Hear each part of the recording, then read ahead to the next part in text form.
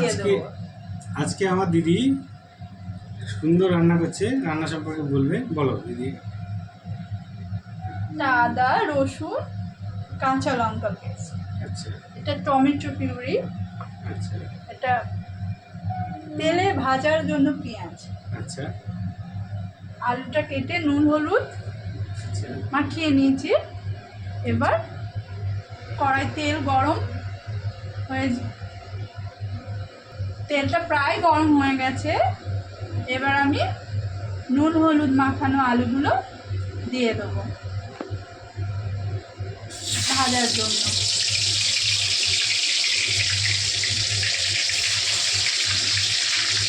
সব আলুগুলো একসাথে দিয়ে দেবো।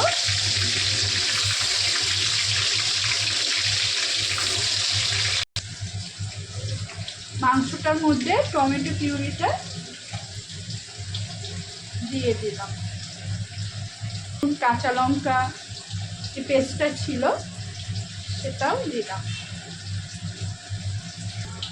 অল্প করে কাঁচা পেঁয়াজ দিলাম,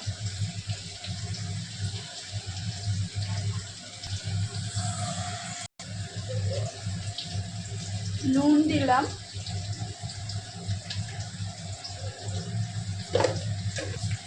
হলুদ দিলাম,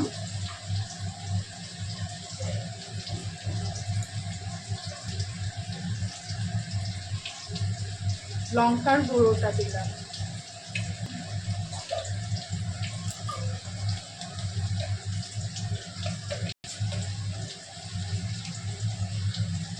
জিরের গুঁড়ো 2 চামচ, তারও একটু বেশি, পর 2 চামচ জিরের গুঁড়ো দিলাম, 2 চামচ ধনে গুঁড়ো দিলাম। সব মশলাগুলো একসাথে দেওয়ার পর একটু ম্যারিনেট করে রেখে দিলাম। মশলাগুলো ভাজা আলুগুলো একটা পাত্রে তুলে নিলাম। তেলে দেওয়ার জন্য একটু সামান্য চিনি, তেজপাতা, জিরে, লবঙ্গ, এলাচ আর দারচিনি দিলাম।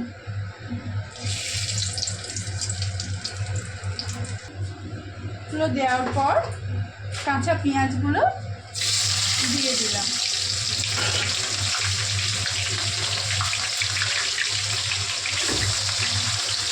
হয়ে যাওয়ার পর ম্যারিনেট করা মাংসগুলো দিয়ে দিলাম।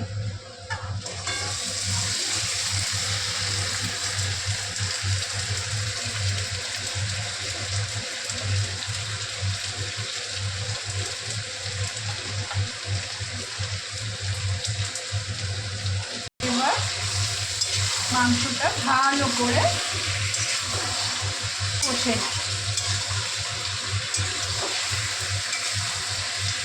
থেকে তেল ছাড়ার পর ভালো করে খুন্তি দিয়ে নাড়িয়ে নেব।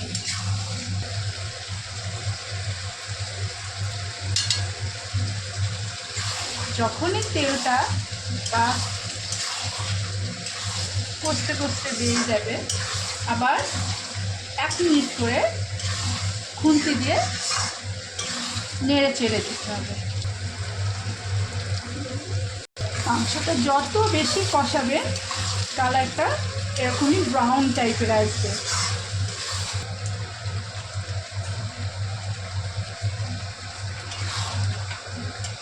মাটনটা প্রায় অলমোস্ট হয়ে গেছে।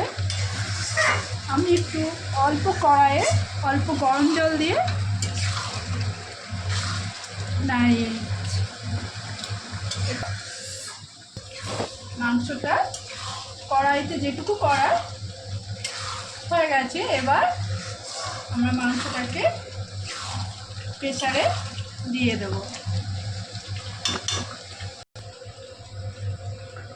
ভাজা আলুগুলো রেখেছিলাম মাংসে, সেগুলো প্রেসারে দিয়ে দিচ্ছি। গ্যাসের আঁচটা বন্ধ করে দিলাম। মাংসটাকে কড়া থেকে আস্তে আস্তে প্রেসার কুকারে দিয়ে দিলাম।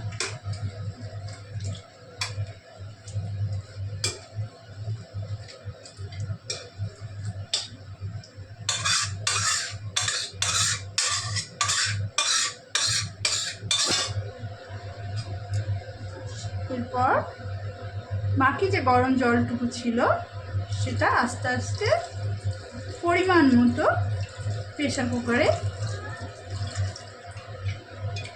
দিয়ে দিলাম। ঢাকনাটা লাগিয়ে এবার আবার গ্যাসে 5টা সিটি দেওয়ার জন্য দিয়ে দিলাম। এবার প্রেসারে 5টা সিটি দেওয়ার পর এবারে প্রেসার কুকারটা যেটুকু খুলবো খুললাম। দেখুন কালারটা কত সুন্দর এসছে, মাছের কালারটা কত সুন্দর এসছে। এবার পরিবেশন করার আগে নুন, মিষ্টি আর একটু গরম মশলা দিয়ে 5 মিনিট রেখে দেব। গরম মশলা দিয়ে ভালো করে নাড়িয়ে প্রেসার কুকারের ঢাকনাটা দিয়ে আরও 5 মিনিট রেখে দেব।